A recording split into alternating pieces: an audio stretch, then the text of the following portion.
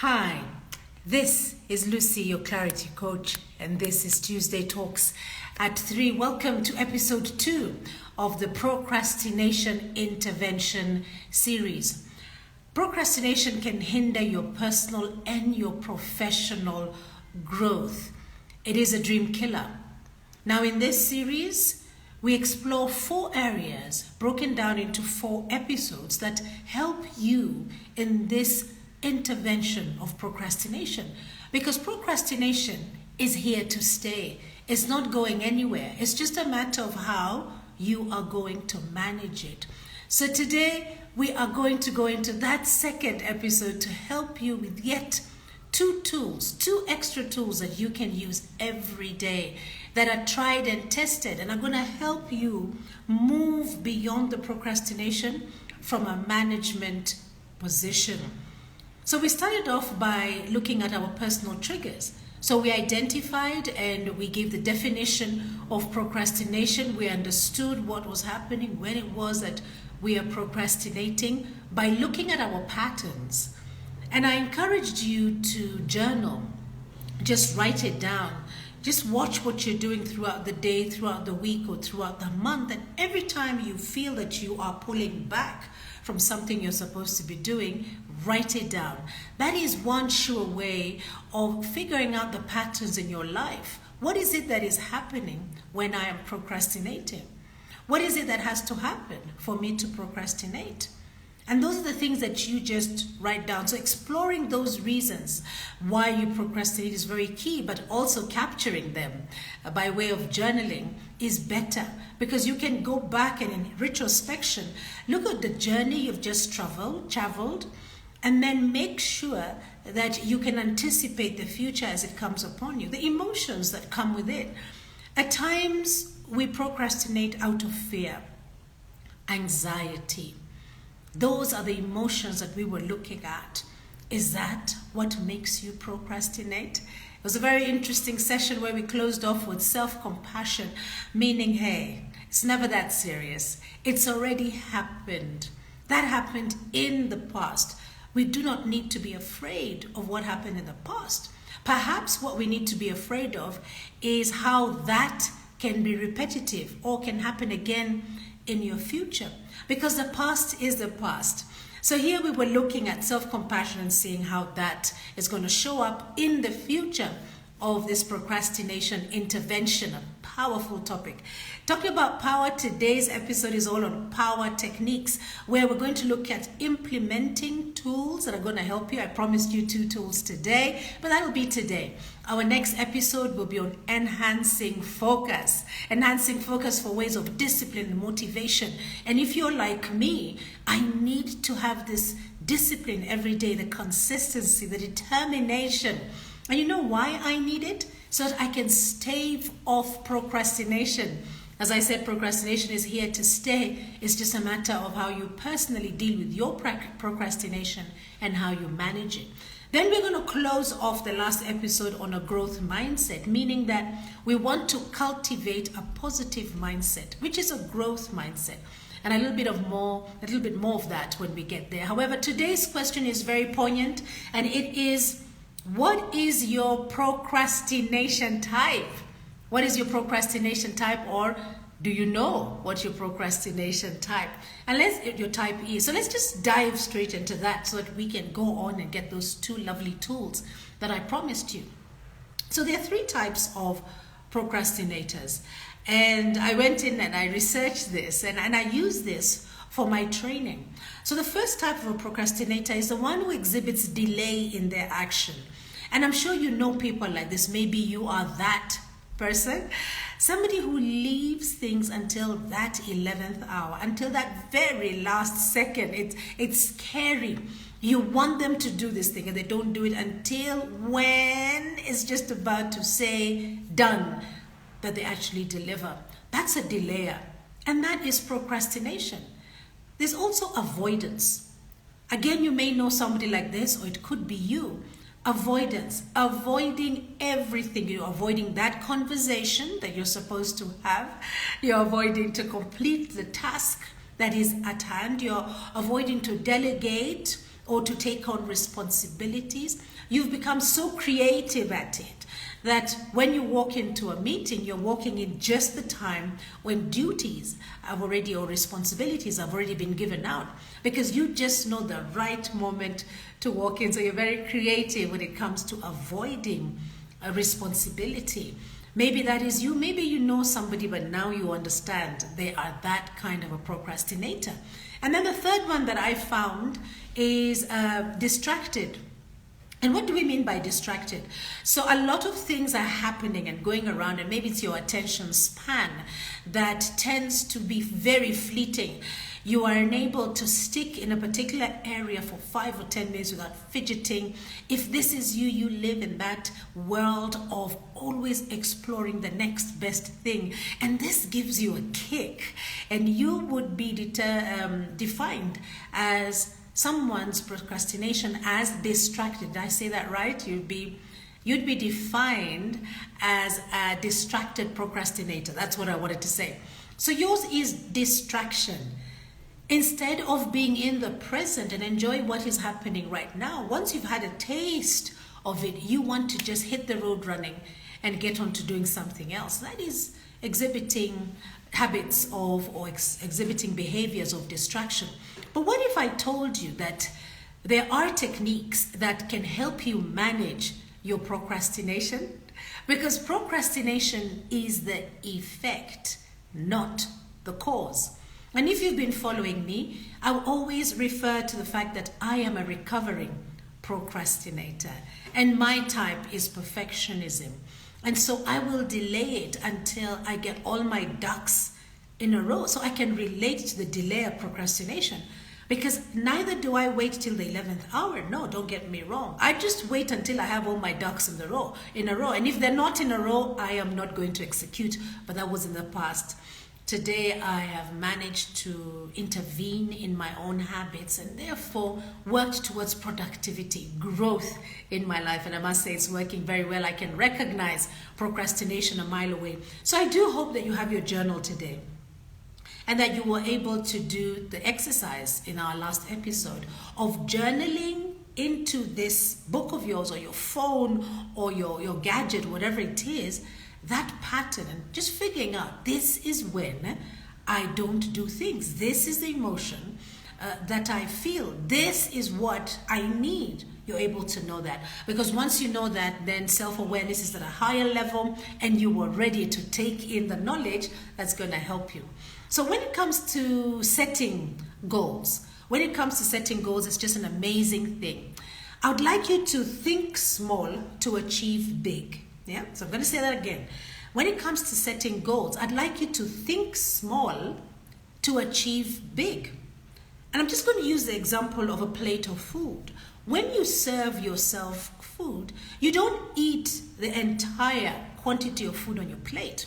You actually use a fork or a spoon or your fingers, and you eat it in small bites, because at the end of the day, your intention is to finish what is on the plate. So this is how you should be looking at goals, just like the food that you have served.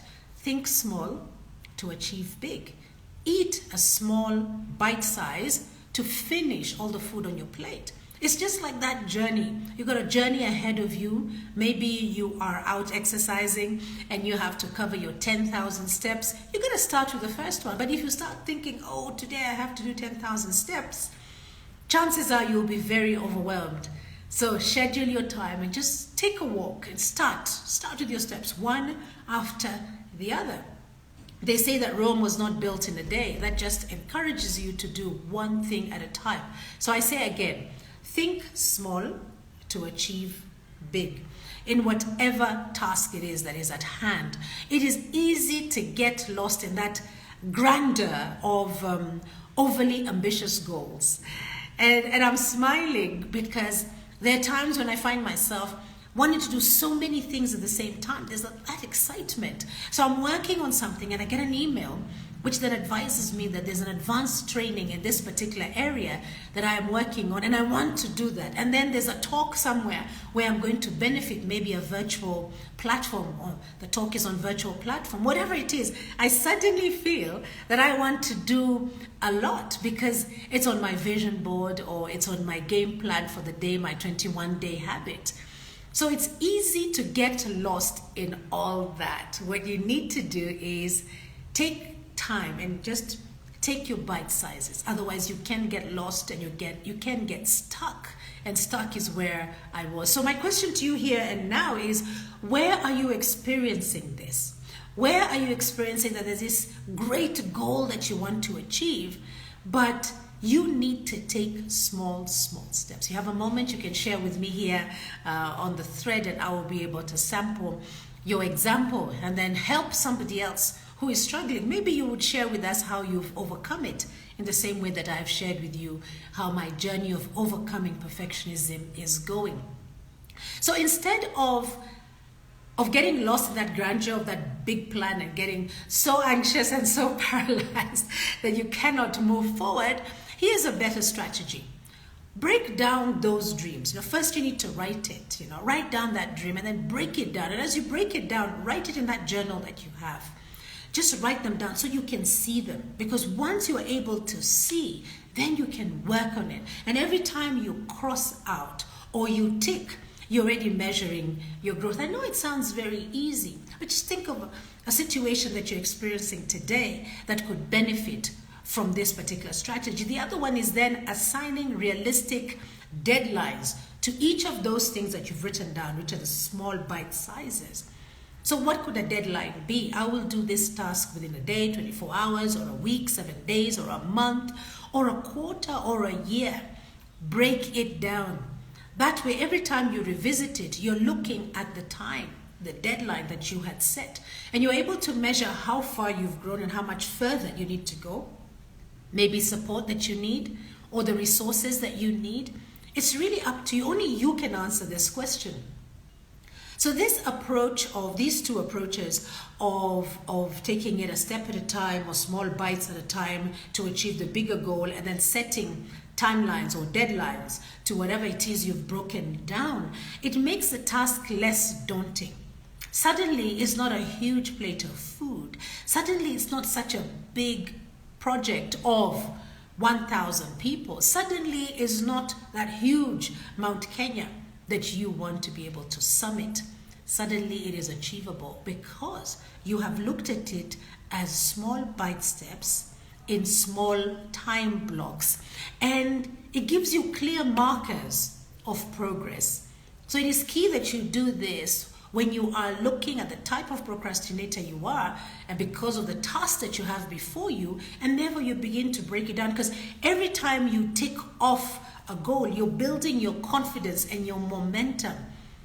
And this cannot be underrated, because all the time that you are able to achieve something is something like small victories. You keep on having one victory after another and another and another. What does it do to your confidence? What does it do to your self-esteem? I hope your answer is it builds it, it makes it stronger. It makes me want to show up again tomorrow and do this thing all over again. Do this thing that is called life all over again. And this is key once you know what to do when you have goals. So it's like giving you some feedback every time you're telling yourself I'm on the right track, yeah? So you are moving forward, because like I always like to say, we are human beings and we like to move forward. So I promised you 2 techniques. And the first technique is called the Eisenhower technique, or the Eisenhower box, or the Eisenhower matrix, whatever it is that you have learned in your management sessions or time management sessions. This is Eisenhower that we are talking about. And here you will need your to-do list. So look for your to-do list. I mean, I have them all over my desk here. So I look at my to-do list, and then all you have to do this, just picture this, draw a square, and then it's a simple square, and then split it into 4 boxes. So you've got 4 boxes. Now each box represents a different level of urgency and importance for your task. Only you again can answer this question, because you are the one who is central. You're the one who's going to execute. We are making it easier so that procrastination is put away. This is a power technique that I'm sharing with you now. So it's like having a personal assistant helping you sort through what needs your immediate attention, what can wait. So in those 4 quadrants, and you can look it up, and therefore as you look it up now on your different gadget or here if you can multitask, you'll see the 4 areas. The first box or the first quadrant has got to do, the things that you need to do that are urgent. You need to do them today. They are urgent and they're important. So they're not things that you can put aside. They're bound by immediate urgency in time. So that goes into the first box. The second box is scheduling. So they are important, but they're not urgent. So what happens in that particular box is you can say that I am going to start contracting by the end of this week, or I'm going to go diet, which I'm starting next week. I'll go shopping on Friday and on Saturday. So you're scheduling. You're putting away things that you don't need to do today. And even if they're not that urgent, it's something that you need to work through. And so it is key for you to stay on top of the game, of your game, I beg your pardon. So that is schedule. And then we've got the third box, and the third box is delegate. So what are those tasks that don't need your specific expertise, but need to get done? They are urgent. They are urgent, and they don't need your personal expertise. So you pick somebody else, you delegate, you don't abdicate. You delegate and you keep on checking up with them to ensure that things are being done in the right way, according to the right structure, because we're looking at a certain objective or outcome as you may. So that is the third box. The fourth box is delete. And here lies all the distractions. Here lies all the wrong reasons like FOMO. I'm doing this because of fear of missing out. Whatever it is that is going to stand in the way of you achieving your goal falls in this box, which is delete. So there you have, that is the Eisenhower matrix. You see, by categorizing the tasks in this way, you're just not throwing everything into a pile. And that is where you're getting all that overwhelm and the stress. You're splitting them up. So it's very clear. And anybody coming to look at this box that you have drawn in and populated will be able to help. Maybe help you with advice and say to you, perhaps you need to move this here, or this is the kind of resource I can provide for you, or these are the finances that you need, or this is a best practice that you can bring in. Only you know, once you populate that box, how you feel when somebody else can come in then and plug in. So you are strategically planning your day, planning your task, being able to understand what is urgent and what is important. And the clarity of understanding what is urgent and important is a game changer, because not everything needs to be done here and now, today, at this moment. If you just give it that time block, it's easier to understand using this technique what needs to get done when. So it cuts down on procrastination by shining a spotlight on what is truly critical, guiding you to focus on the tasks that really move the needle in your life. So that is the first technique. The second technique is called the Pomodoro technique. I know it sounds like a fruit. It's called the Pomodoro technique. So just walk with me here, and I want you to imagine diving into your work with undivided attention for a block of 25 minutes. There's no distraction. You are getting it done. You got your nose into the job, into the task, and you're getting it done for those 25 solid minutes. And then rewarding yourself with an intentional 5-minute break. It sounds manageable, isn't it? I mean, look at your watch now, or your clock, or look at your laptop or your phone where you can see your time. And imagine that you will have done something for 25 minutes and then taken an intentional break. And when you take this intentional break, it's a reward. But not only is it a reward, it also helps your brain to take a break because you've been focusing. This technique helps you to build your concentration. That concentration muscle that you have, you're able to build it toward improving your effectiveness and efficiency. So there's something in your life right now that perhaps you're working on where you can't seem to stick to the plan. Whenever you start, You're at that point where you're allowing distractions to happen in your life. You're giving up the control of the concentration that you're supposed to give to this particular task, this project, this activity.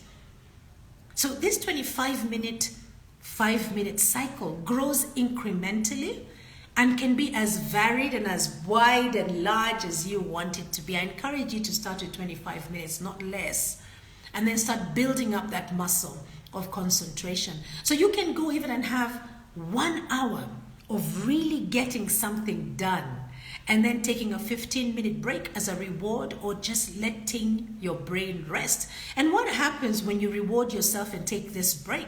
You come back fresher, you come back with more innovation, more creativity, and a fresh pair of eyes.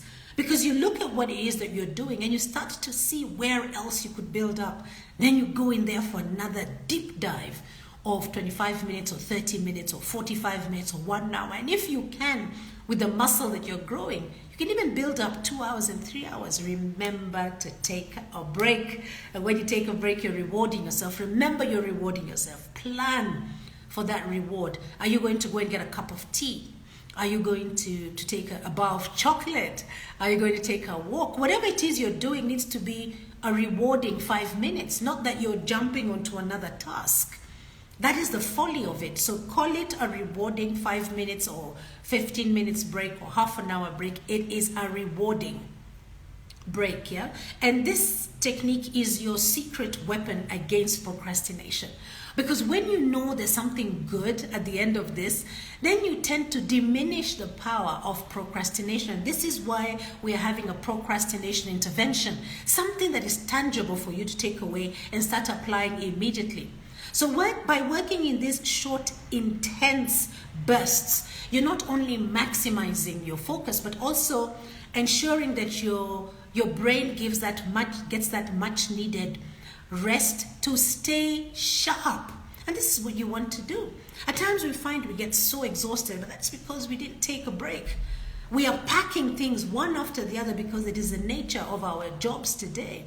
Time is moving. We want to be present all the time. We want to be there with changing technology. I mean, I get overwhelmed by social media. When I've just learned something, social media takes on another tangent.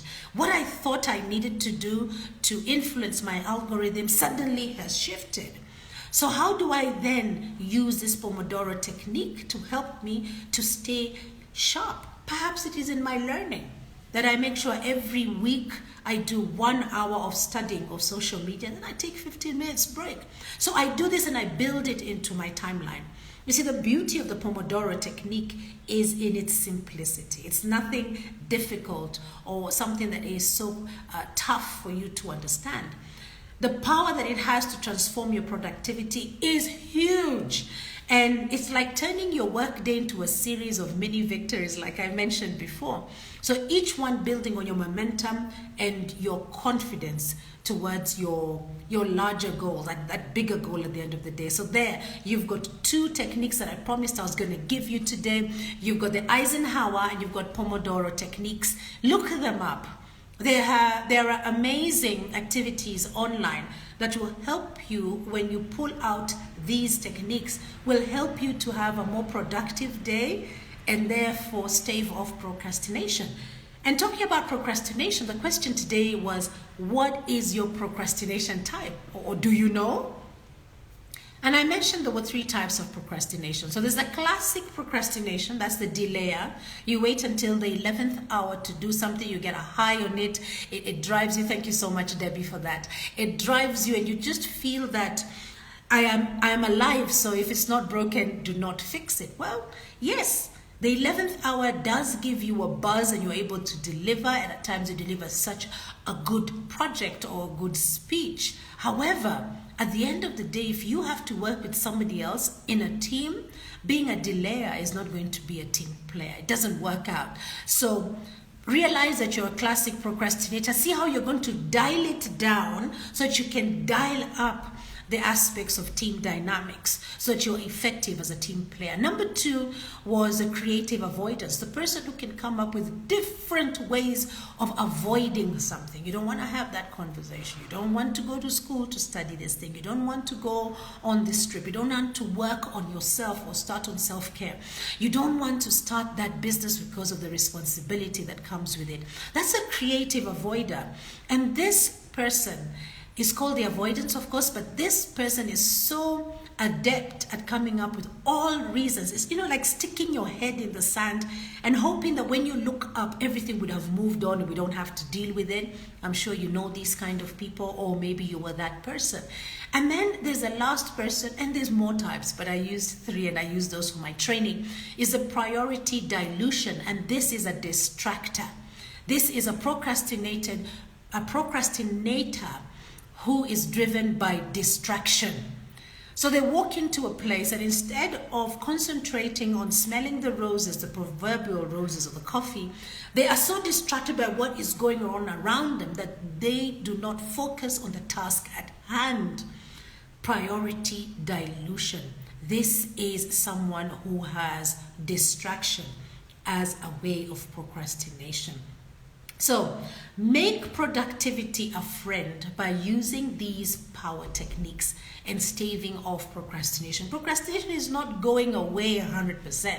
It's just how do you manage the procrastination to make it work for you. Like I said, I am a perfectionist, but because of my perfectionism, I was a procrastinator. Doesn't mean I don't procrastinate today. I just labor in thought. When I start and it starts to attack my values, I think, no, they asked for 10 things and I've only got 2 things. I'm not being authentic. I need to say all these things and then I don't, so it's work in progress, but awareness is key. And I'm aware that I am that kind of a procrastinator. Debbie, you say I'm definitely the 3rd type. So yours is priority dilution. You are distracted. Thank you so much for saying that. And you also go ahead and say, I will look them up as soon as the live is done. Yes, you want to do that. Go on there and then come back to this live or to this particular post and share with us what it is that you can do to be able to stave off the procrastination that is your type, or maybe something that has already worked in the next 24 hours. So remember, setting realistic goals. Take bite-sized tasks and allocate specific deadlines, timelines that are going to help you to maintain your momentum and avoid the overwhelm that then leads you to procrastination. Yeah? So why not pick one technique today and see how it transforms your productivity? And just like I've said to Debbie, take time and drop me a message in the thread and just share with us, and let's get a conversation going. Let's help people out there. Well, I never leave you without 3 takeaways, and my 3 takeaways on beating procrastination today when it comes to the intervention and power techniques. The first one is, of course, breaking your goals into bite-sized tasks. Number 2 is identify the level of urgency and importance of your task. So do you know what needs to get done today? And in that progression level. I'm a structured person, I'm logical, so maybe this may not work for you, but it has worked wonders for me. And if you're the same kind of characteristic as I am, then use that power tool, which is Eisenhower box, and it's going to help you. And the last one is rest your brain. Rest your brain. I mean, can you imagine how many thoughts enter your brain in a day on average? How many decisions need to be made in a day on average? This is tiring your brain. So if you're concentrating on a short, intense burst of 25 minutes, reward your brain with a 5 minutes break. Intentional break. That means you're not doing work. You're letting it just regenerate. Debbie, you say, I shall choose one technique and give you feedback by tomorrow. Thank you so much, Debbie. I really appreciate that. Well, those are the 3 takeaways. This particular episode of Tuesday Talks at 3 will be available on our YouTube channel, LMC Consultancy, by this evening. Hop on there and subscribe, and please share with somebody else who's going to benefit from this. Our social media platforms will continue to inspire and educate you, and you can find us on here on Instagram as Lucy_your clarity coach, or Facebook under the same name, on LinkedIn as Lucy Macridis, and TikTok as Lucy_your clarity coach. Now, we are running an in-person program called Envision You, which is a vision board. It is a call to action for women to dream boldly and define their 2024 with precision. And it is by invitation only. You need to DM me for your registration link, cost, and logistics.